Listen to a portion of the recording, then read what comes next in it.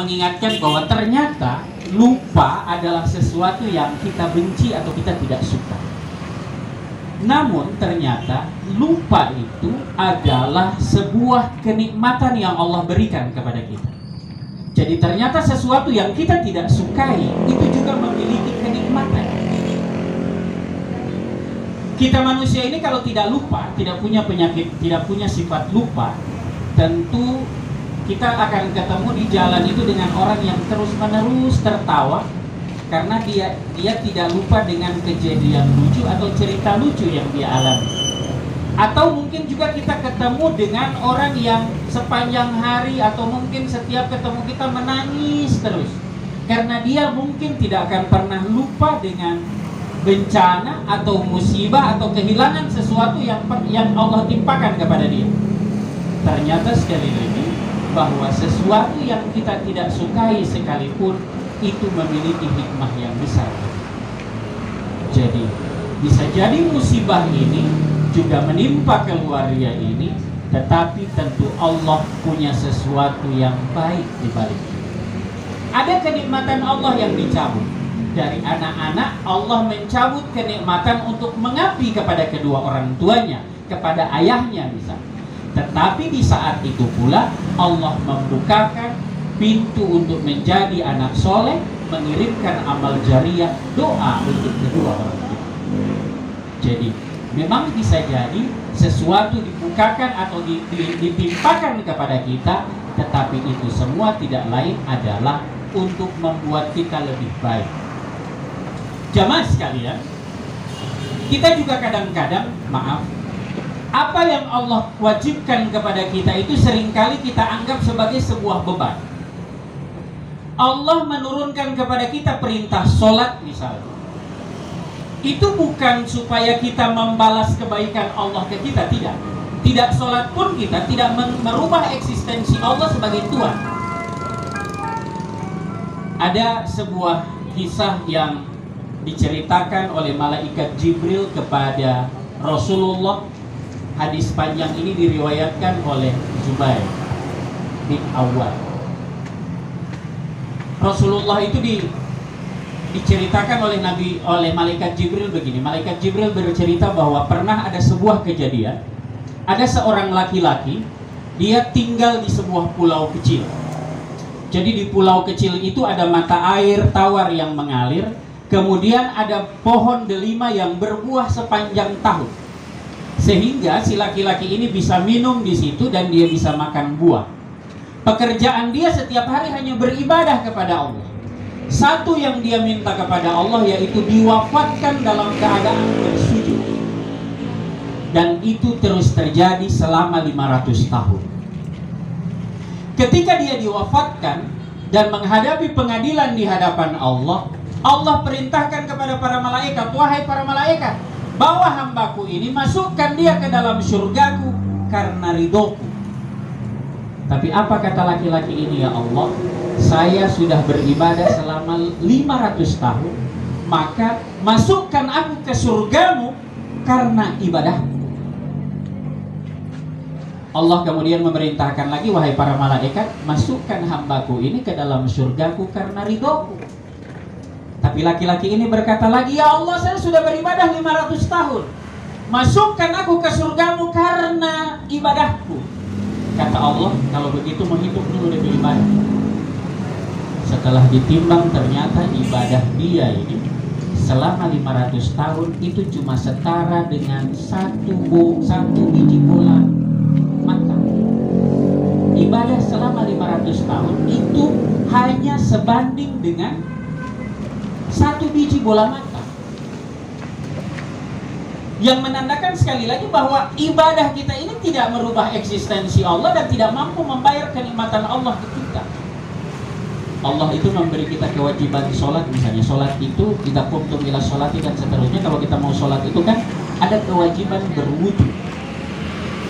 Dalam hadis panjang itu kan disebutkan bahwa Rasulullah itu mengatakan, akui di dunia tetapi diakui di akhirat.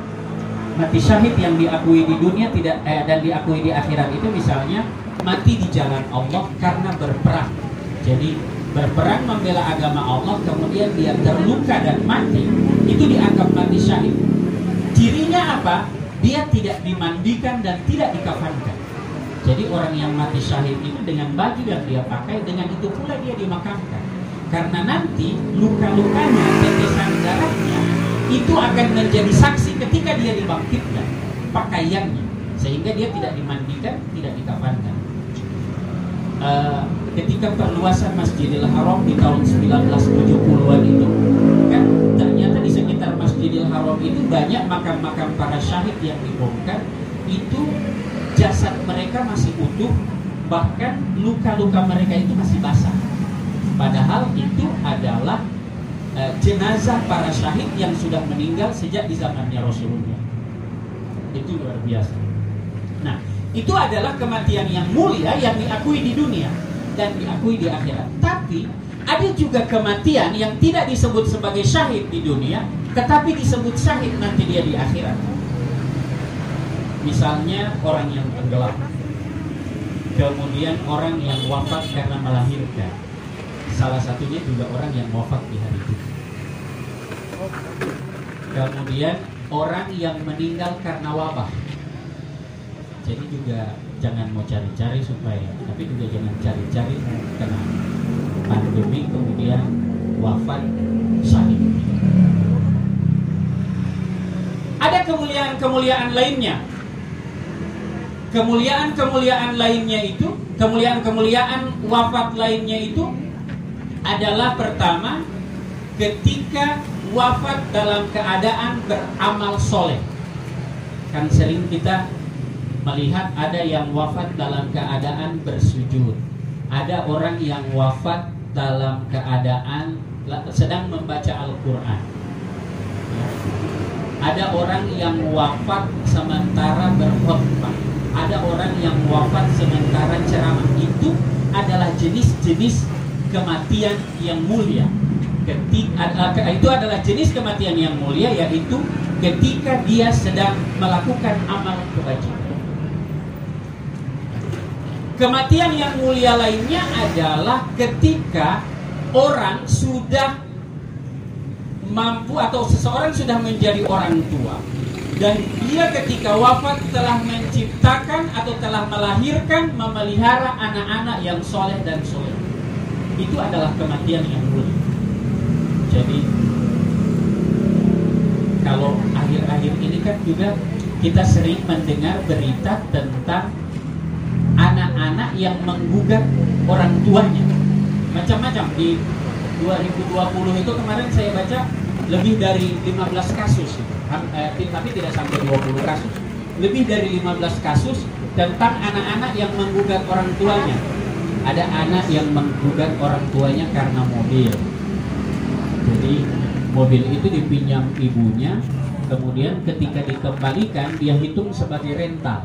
Jadi dia kasih tagihan ini sama ibunya.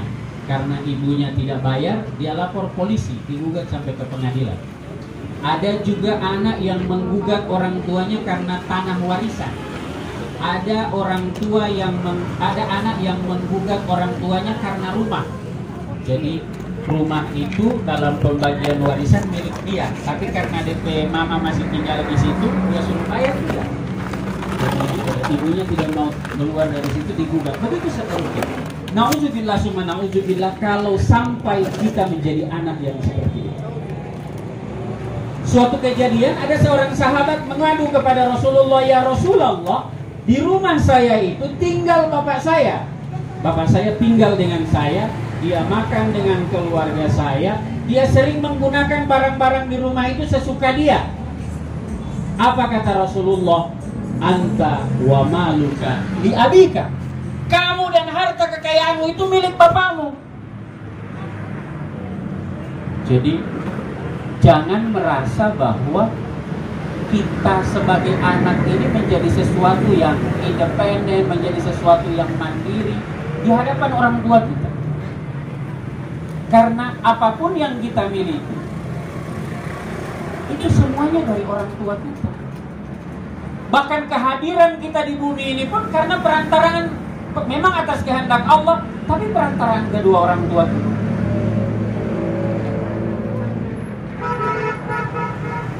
baik buruknya kita itu kan selalu bukan baik buruknya, kadang-kadang keburukan kita itu kan selalu disandarkan ke orang tua kita.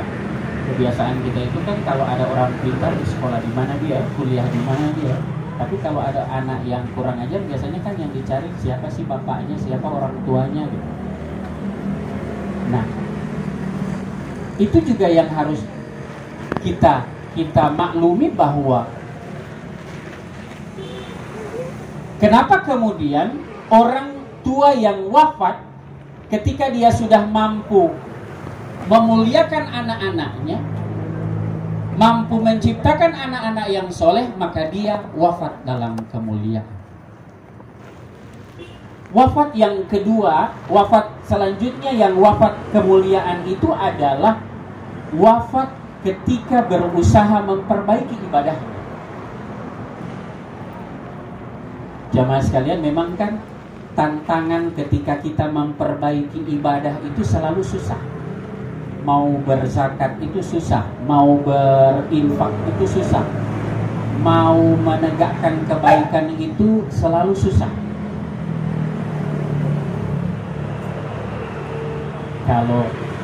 Kalau berhadapan dengan mahasiswa itu kan, maaf kalau yang dosen-dosen ini kan selalu dibutuhkan kesabaran lebih gitu ya. Saya sering cerita itu, saya pernah ada mahasiswa yang terlambat, UAS terlambat. Saya tidak mau kasih ikut, tidak boleh lagi ikut, tapi mereka bilang, Pak, orang ini mohon maaf terlambat.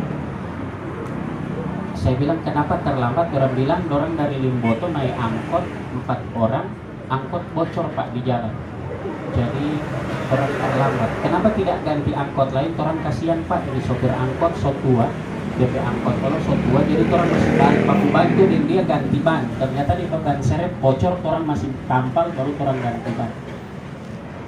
Oke, kalau begitu kalian boleh ikut ujian susulan, kumpul HP, kasih beda ruangan, tambah 1 soal boleh Pak, jangankan 1 soal, 2 soal, 3 soal boleh Pak.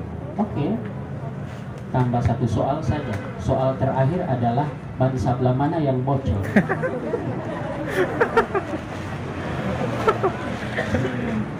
Beda ruangan, tidak ada HP.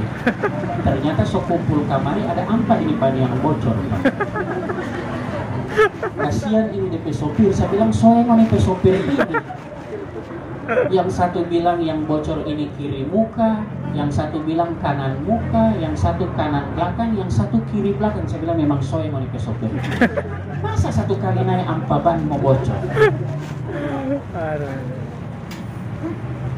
Saya pernah juga janjian dengan mahasiswa, mungkin baru 2 minggu lalu. Saya janjian dengan mahasiswa. Saya beri waktu dia 1 jam. Jadi saya menjadwalkan dia, saya bilang temui saya jam 9, karena saya sudah menjadwalkan untuk memimpin dia 1 jam sampai jam 10. Jam 10 setelah itu saya masih ada acara. Dia datang nanti jam 10. Saya bilang, kenapa baru datang? Nah, kamu itu saya kasih waktu 1 jam, 9 sampai 10 itu waktu untuk kamu. Kenapa baru datang jam 10? Pak, tadi ini saya soba diri, pergi di kampus, baru soba bunyi cicak. Saya Om bilang jam dulu pergi. Baru nanti sekarang Pak, sejam 10 so boleh mau pergi, so tidak ada cicak babuni. Saya bilang, tapi maaf saya sudah tidak bisa melayani kamu karena saya sudah ada janji lain. Dia bilang, Pak boleh aku janji ulang? Saya bilang boleh, karena aku janji dengan cicak. Memang kadang-kadang hal-hal seperti ini membuat kita gerah gitu ya. Kadang-kadang membuat kita gemes gitu. Saya pernah mengajar SD kelas 1 Pak. Cuma 1 jauh, waktu itu masih sistem jauh. Cuma 1 jauh saya mengajar lempar handuk, menyerah. Bagaimana tidak menyerah? 1 orang izin pergi di kamar mandi, semua pergi di kamar mandi. Saya sendirian di ruang kelas.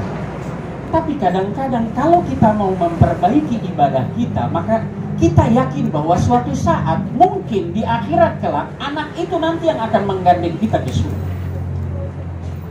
Kita mungkin akan kesulitan dengan beribadah, kita kesulitan mendidik, kita kesulitan berinfak, tapi kita tidak tahu bahwa bisa saja Di antara amal ibadah yang kita anggap gampang itu, itulah yang memuliakan kita saat kita wafat.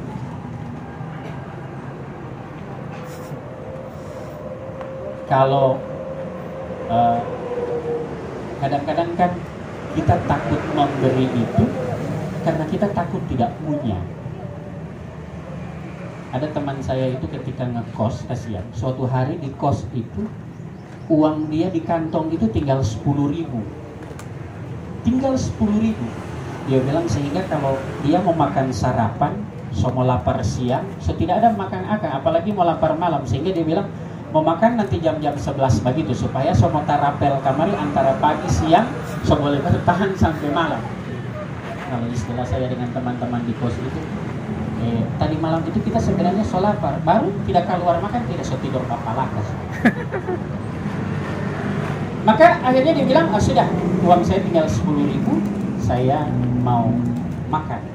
Ketika jam-jam 10 pagi dia keluar itu dari rumah, dari kos-kosan itu baru keluar dari kos, tiba-tiba DP Taman datang naik ojek. DP Taman bilang, minta dari 10.000 dulu panganan bayar akan ojek. Padahal DP dari tinggal 10.000. Tapi dia bilang bismillah, daripada DP Taman tukang ojek semua pukul kan, besok kasih itu 10.000. Dia bilang sudah, dia tidak masuk ke kamar, ke kosan lagi, dia langsung jalan. DP Taman yang turun dari ojek ini tanya mau pergi di mana, kan dia cuma mau jalan-jalan. Padahal dia mau pergi makan, kasihan, tapi DP desa tidak ada.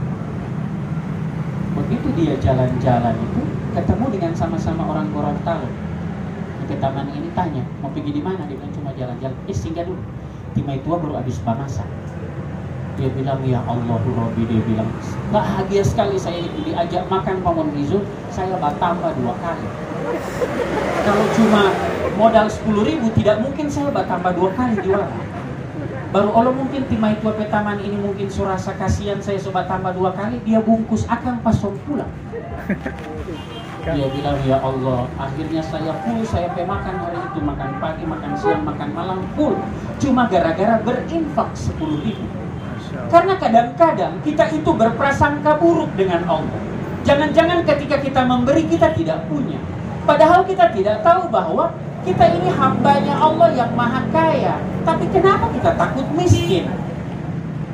Kita ini hambanya Allah yang maha kuat. Kenapa kita takut lemah? Ya itu tadi.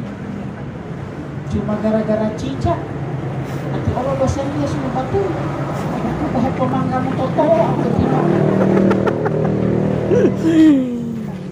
Maka ketika kita sedang berusaha memperbaiki ibadah-ibadah kita, ketika kita sedang memperbaiki diri kita, kemudian kita diwafatkan, itu adalah salah satu bentuk wafat yang mulia. Jadi salah satu bentuk wafat yang mulia itu tadi, ketika kita berusaha memperbaiki ibadah-ibadah kita. Kita memperbaiki sholat kita memperbaiki wudhu kita. Kita kan beribadah ini tidak mungkin langsung sempurna gitu ya. Sholat kita sering terganggu kehusuan kita.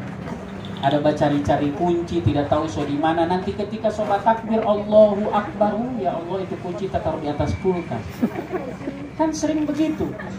So mulai batakbir Allahu Akbar, ada ustadz kan yang memisalkan begitu, Allahu Akbar, so batakbir Allahu Akbar. Oh ya Allah, tanggal merah hari ini ya, mau masak apa ya? Oh ya di kulkas itu ada ayam, ada daging, ada mau bikin kare saja Pak, mau bikin kare saja kalau begitu Allahu Akbar. Tapi kalau kare biasanya tiba itu tidak terlalu suka. Mau bikin ini saja goreng garorica, sami Allahu liman hamidah. Tapi kalau goreng garorica ada itu atas setengah mati mau makan. Allahu Akbar. Begitu bangun, seberapa rakaat ya?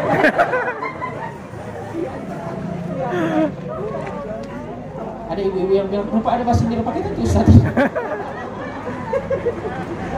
Tapi memang syaitan itu jamaah sekalian selalu berusaha untuk mengganggu ibadah kita. Kalau tidak di awal, saat beribadah atau setelah beribadah. Itu luar biasa usaha syaitan itu begitu. Jadi kalau sampai di masjid itu setan selalu habisin. Tidak usah, biar saja sholat di rumah so boleh. Begitu kita mampu melawan setan, kita ke masjid. Begitu sampai di masjid macam-macam lagi gangguannya.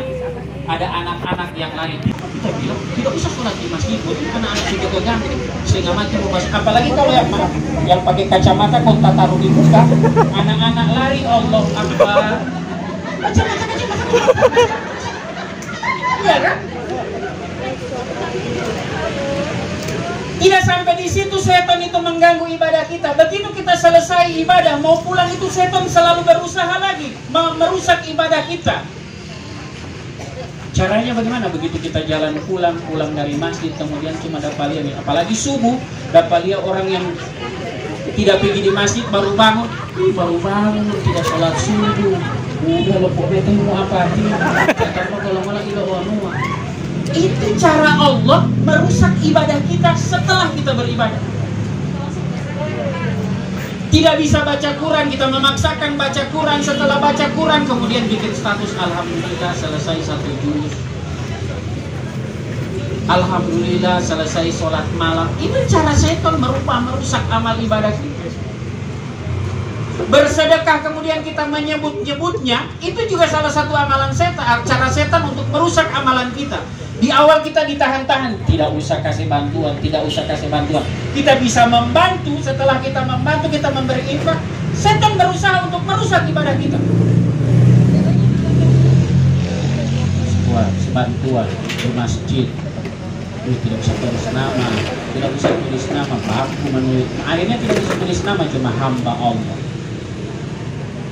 Begitu ada pengumuman di masjid, bantuan dari keluarga Pak Monfizul Umam senilai 100.000 rupiah. Kenapa mau pakai nama begitu?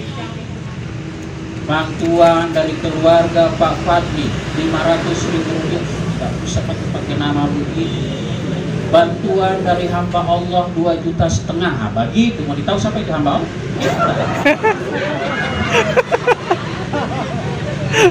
Akhirnya malah rusak. Dan itu sekali lagi, itu adalah usaha syaitan untuk merusak amal-amal kita. Jadi tidak usah lagi kalau ya sudah.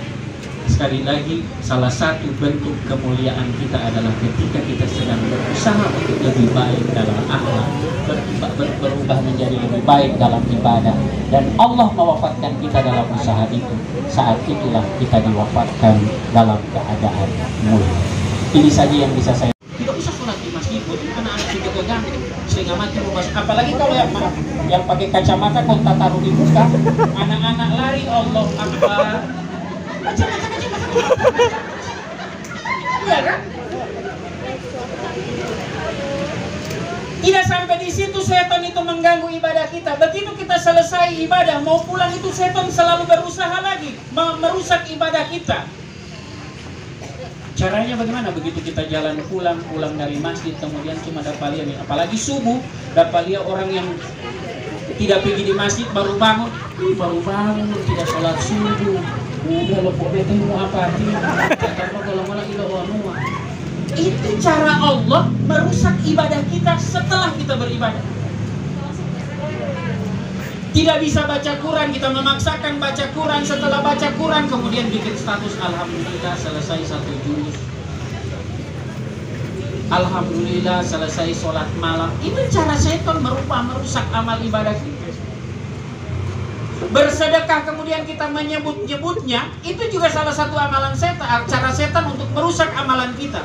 Di awal kita ditahan-tahan, tidak usah kasih bantuan. Kita bisa membantu, setelah kita membantu, kita memberi infak, setan berusaha untuk merusak ibadah kita. Sebantuan di masjid, tidak usah tulis nama, baku menulis. Akhirnya tidak bisa tulis nama, cuma hamba Allah. Begitu ada pengumuman di masjid, bantuan dari keluarga Pak Monfizul Umam senilai 100.000 rupiah. Kenapa mau pakai nama begitu?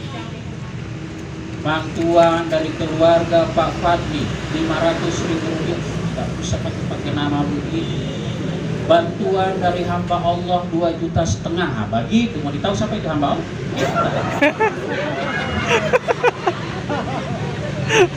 Akhirnya malah rusak.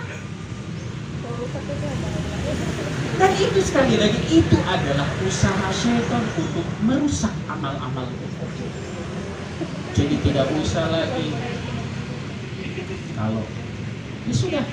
Sekali lagi, salah satu bentuk kemuliaan kita adalah ketika kita sedang berusaha untuk lebih baik dalam akhlak, berubah menjadi lebih baik dalam ibadah, dan Allah mewafatkan kita dalam usaha itu. Saat itulah kita diwafatkan dalam keadaan mulia. Ini saja yang bisa saya sampaikan. Kita akhiri dengan doa. Mohon kiranya Bapak Ibu bisa mengaminkan